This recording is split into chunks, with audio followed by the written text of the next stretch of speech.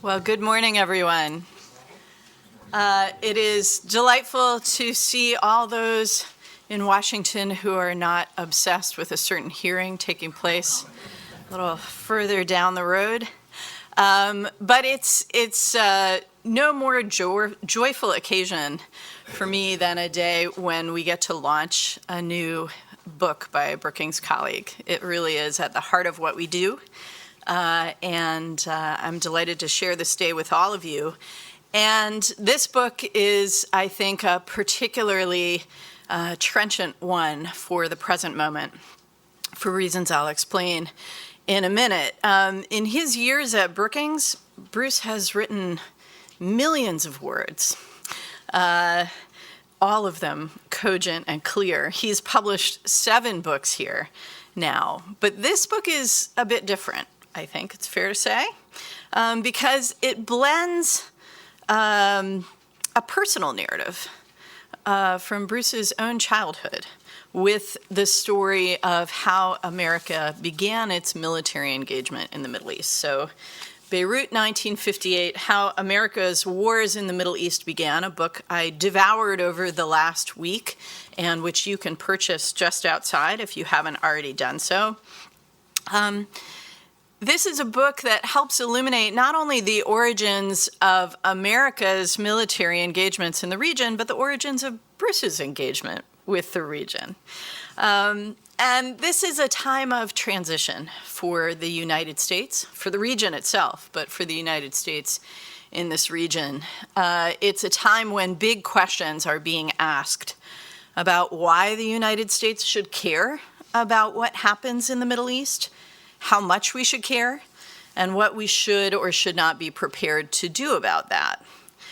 And I think that this book, by going back to the beginning, helps us answer some of those questions. You know, when I was in graduate school working for my mentor, Chris Joyner, we had a joke when we were trying to come up with titles for our articles. We would call them, whatever the subject was on, looking back to see ahead. So, international terrorism and U.S. policy, looking back to see ahead. And this was a great sort of go-to because, of course, often in times of transition, it's useful to look back, see where you've been, how you got to where you are, and where you should go from here. And so it's perhaps unsurprising that there have been a bunch of histories published in recent years about the great powers in the Middle East, about the early years of American involvement in the Middle East, and a couple of them previously have come out of this institution. Khalid El-Gindi's magnificent Blind Spot on the history of the U.S. relationship with the Palestinians, and Mike Duran's Ike's Gamble about the 1956 Suez Crisis. Bruce's book is different in this way as well. It looks at a moment that's often neglected or sort of quickly skipped over in the history of American engagement in this region. And yet, as Bruce's narrative reveals, it is highly symbolic and highly significant. I really couldn't be more delighted to be part of celebrating this publication by our fantastic colleague, Bruce Riedel. You all have his bio in front of you, as well as the bio of Suzanne Maloney, who will be our discussant and interviewer this morning. So I don't need to tell you a lot about them. I will just tell you that Bruce is not only a senior fellow in the Center for Middle East Policy, he is the director of our intelligence project, and he is a veteran of 30 years of service in the CIA, including time overseas in the region, and time working for 4 different presidents in the White House. He brings all of that insight and experience, as well as the clear writing habits of an intelligence officer, to this manuscript. And I know that you'll enjoy hearing from him in just a moment. Joining him on stage this morning to help explore the book's themes further is Suzanne Maloney. Suzanne is the deputy director of our foreign policy program and another cherished colleague, senior fellow in the Center for Middle East Policy, as well as our energy security and climate initiative.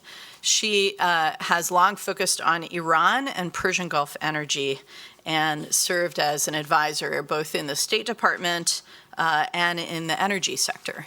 So with no further words from me, I'd like to ask you to join me in welcoming Bruce to the stage.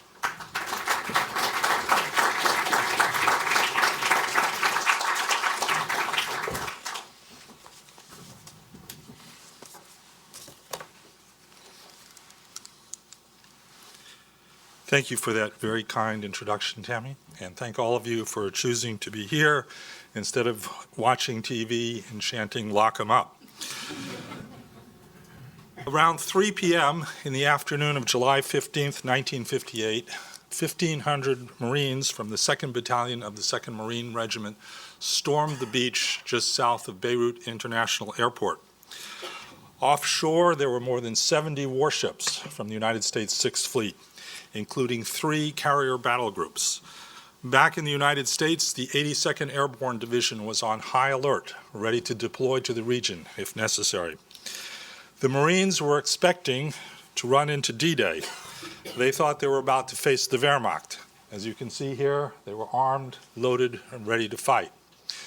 Instead, they ran into Lebanese tourists and Lebanese and foreign tourists sunbathing on the beach. Lebanon in 1958 was in the middle of a civil war, but it was also the Paris of the Middle East, the nicest place to live. You could go literally swimming in the morning and skiing in the afternoon or the other way around. It had the best restaurants. It had all the best places to go. It had the American University of Beirut. So as the Marines stormed ashore, the sunbathers ran out of the way, and the Lebanese vendors came running down to the shore to sell shawarma, Coca-Cola, cigarettes, and Lebanese teenagers ran down to the shore to help the Marines unload. Here you can see the crowds watching intently. It all had a kind of comic opera aspect to it, but it was deadly serious.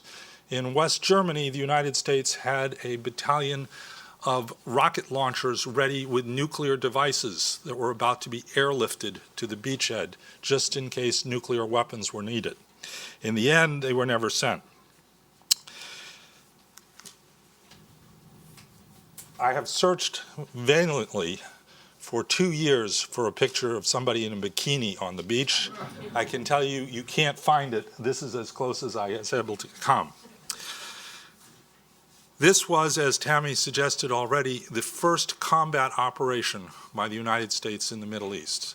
When those troops went ashore that day, nobody in the United States, nobody in the Middle East recognized that it was the dawn of a new era of what now seems to be endless wars in the Middle East, wars that never seem to come to conclusions. We've gone back to Beirut since 1958 with much more tragic outcomes.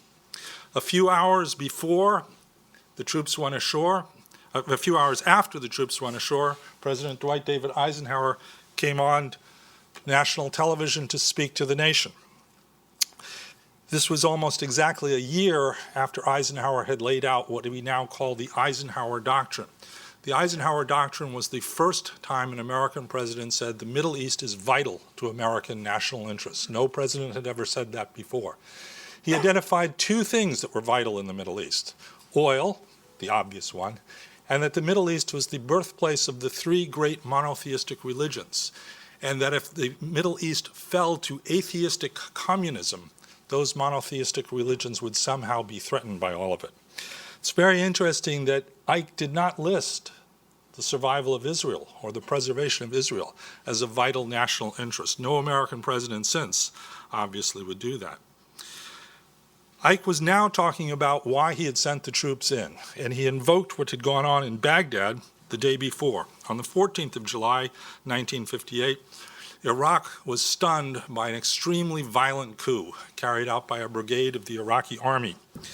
The coup resulted in the death, murder of the king of Iraq, of the crown prince, and the day later, the prime minister of Iraq, Nouri al-Said, one of the most famous politicians in the Middle East.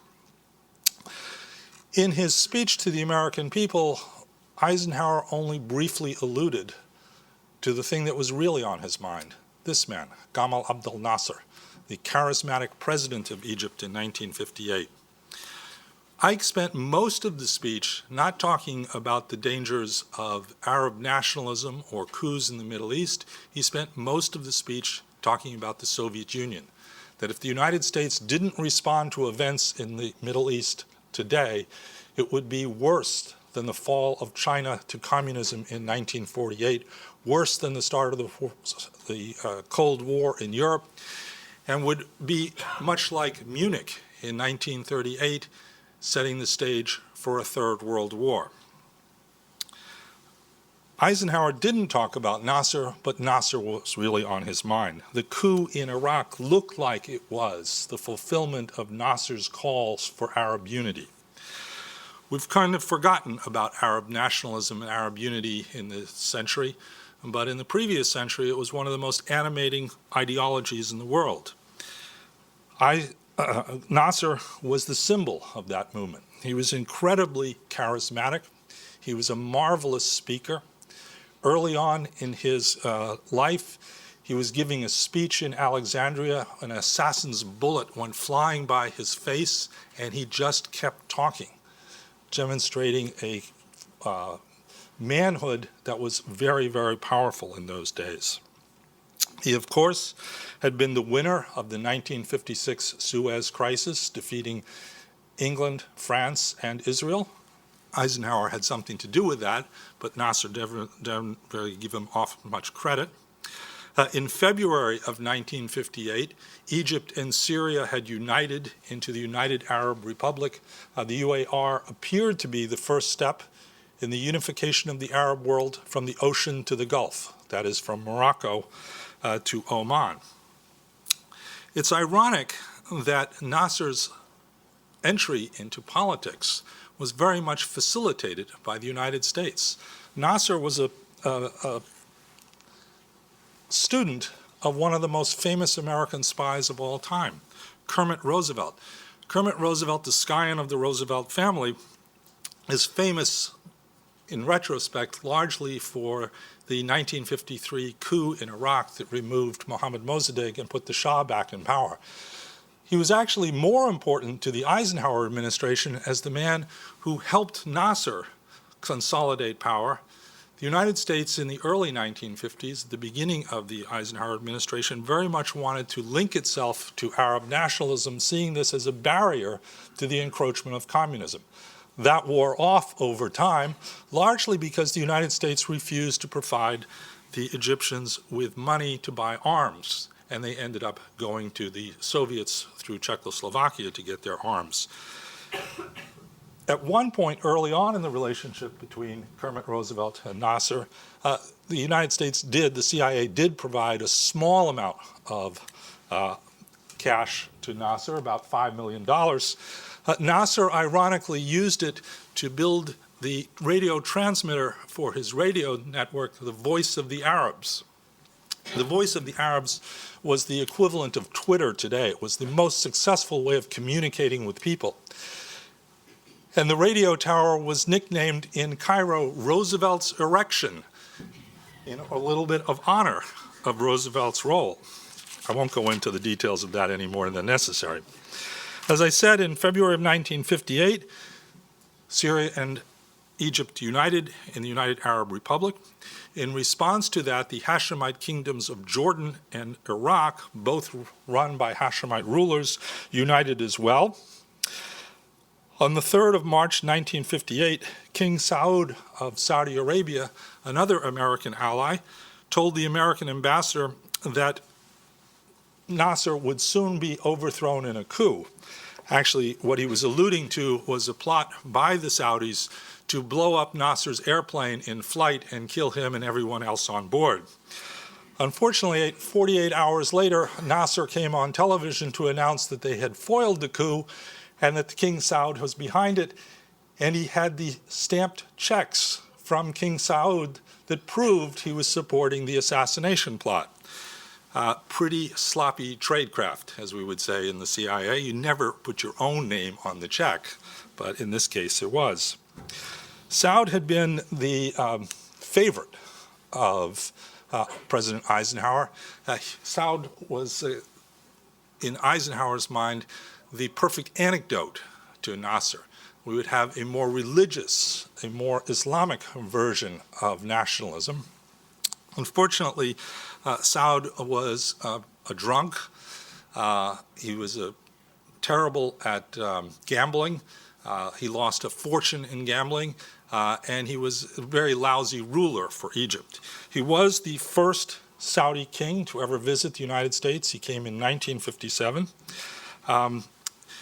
The visit was planned for 3 days. It turned into 7 days.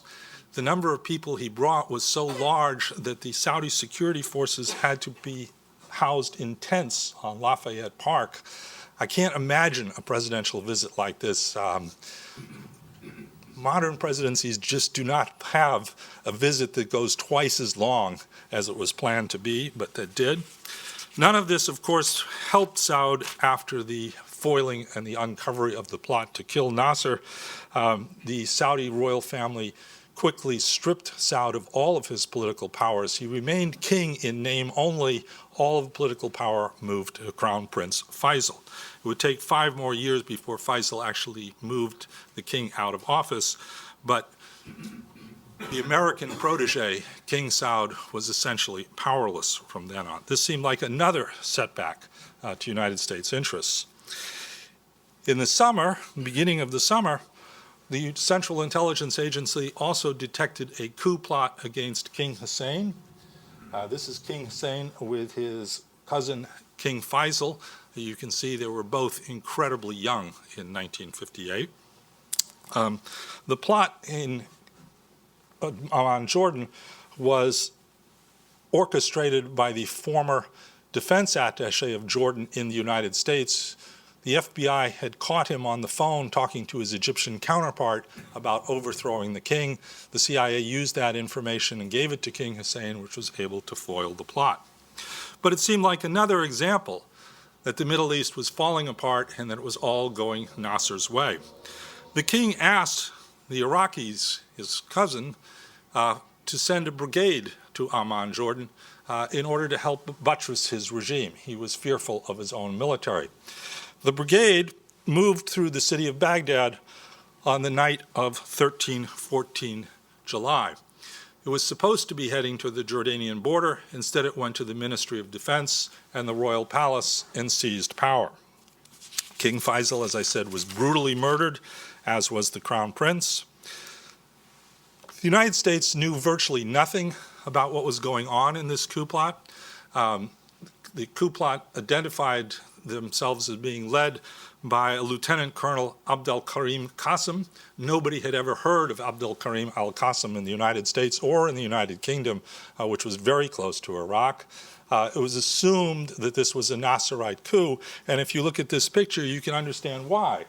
Pictures of Nasser were everywhere in the crowds which was celebrating the overthrow of the Hashemite monarchy.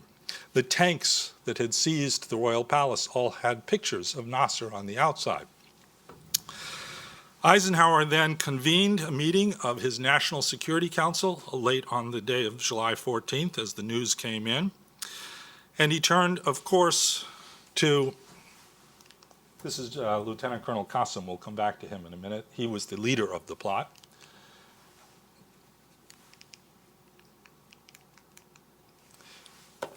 Eisenhower turned to his director of Central Intelligence, Allen Dulles. Allen Dulles painted a picture of a Middle East on the verge of explosion. He said that every pro-Western government in the Arab world was likely to fall to Nasserism in the next week or so unless the United States did something, that Israel would then find itself surrounded by a hostile Arab world and would almost certainly take the West Bank and East Jerusalem, creating a crisis between Arabs and Israelis, and that the source of oil for Western Europe, not so much for the United States, but for Western Europe, would be in grave danger. The Soviets, of course, would be the ones who gained the most from all of this.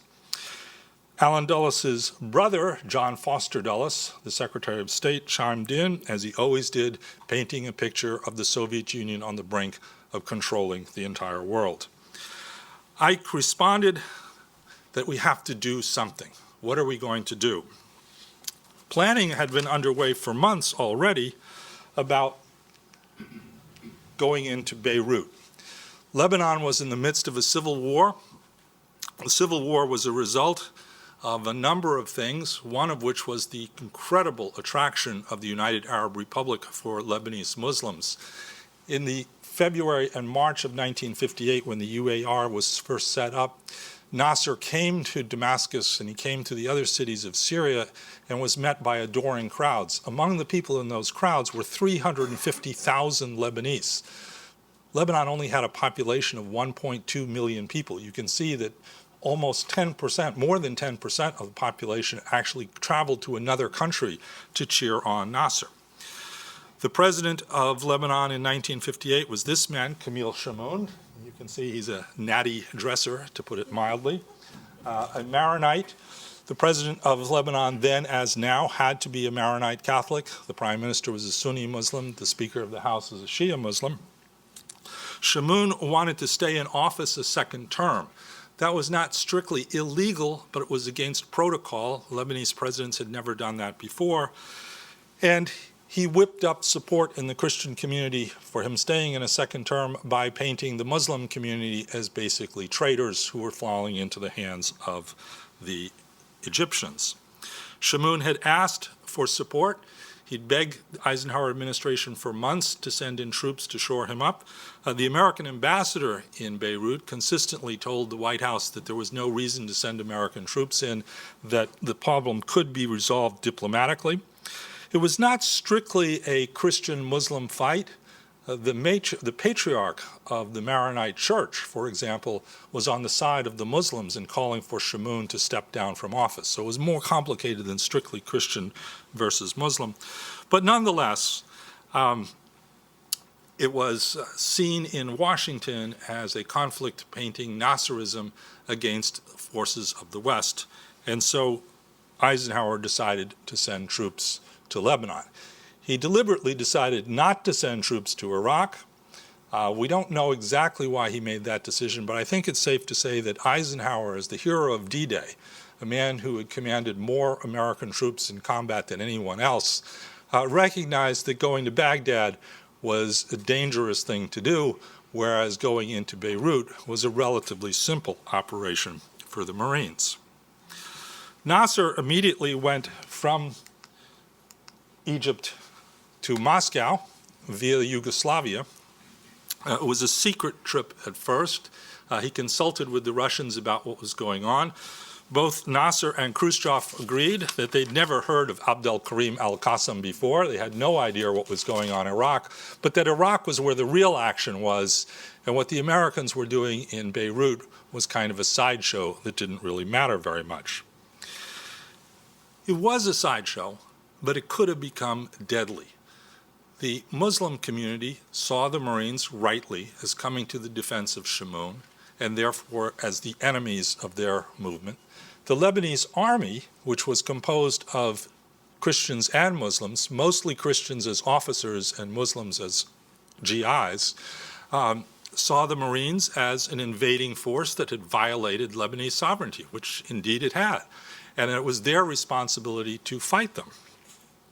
Chamoun, of course, was calling on the Marines to immediately come to the presidential palace, which he had been essentially holed up in for more than a month, free him and take over the country. It could have easily turned into a massive firefight.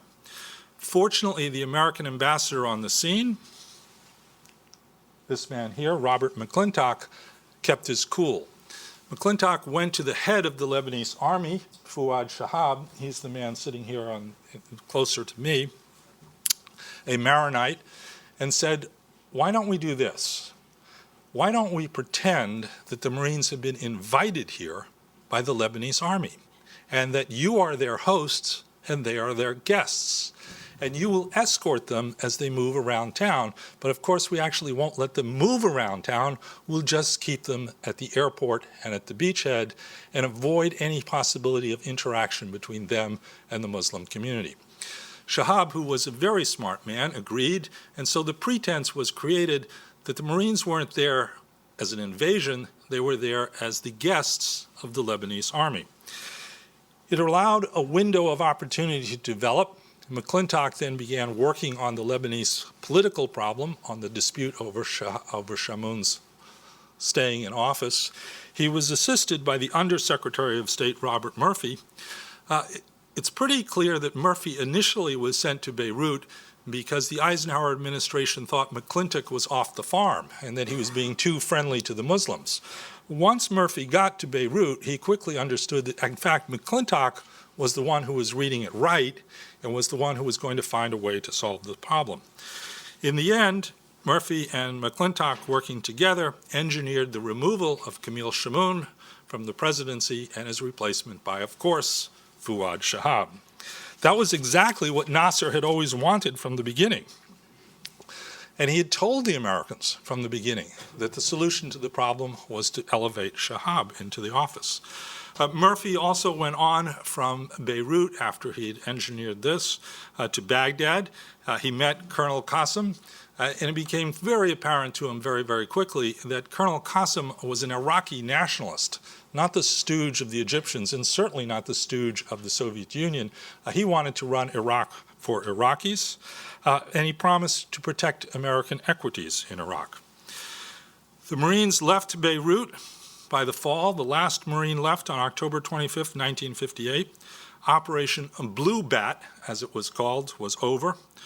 One GI was killed in combat in the Operation Blue Bat. He died in sniper fire. As I said, this was the first American combat operation in the Middle East. A couple of decades later, the United States went back to Beirut in 1982. That mission ended after 241 Marines were killed in the bombing of their barracks at Beirut International Airport. In 2003, of course, we finally did get to Baghdad. 4,424 Americans were killed in that operation. There are many lessons to be learned, I think, from looking back at Operation Blue Bat and the first combat operation. The simplest and most important is don't panic.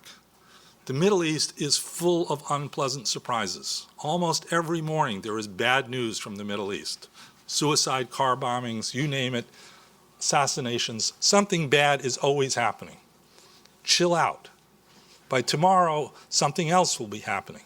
You don't have to, quote, do something in response to every bad news in the Middle East. That's not to say that every American military operation in the Middle East has been a mistake. Obviously, some of them have been important. We had to respond to the events of 9/11. We rightly responded to the Iraqi invasion of Kuwait in 1990. But you don't always need to press the troop button as your first place to respond. Let me say one more thing. As Tammy alluded to earlier, this was also my maiden voyage into the Middle East. In 1958, I was 5 years old. My father worked for the United Nations. We had first been posted to East Jerusalem, then part of the Hashemite Kingdom of Jordan. We were there through the 1956 crisis, and in 1957 we moved to the Paris of the Middle East, Beirut. There I am. I'm the shorter one. That's my brother, I think, trying desperately to say I have no idea who this person is next to me. You can see I'm dressed in Native American attire. And here I am flying my first helicopter mission for the United Nations in 1958. With that, let me stop and welcome Suzanne to the floor.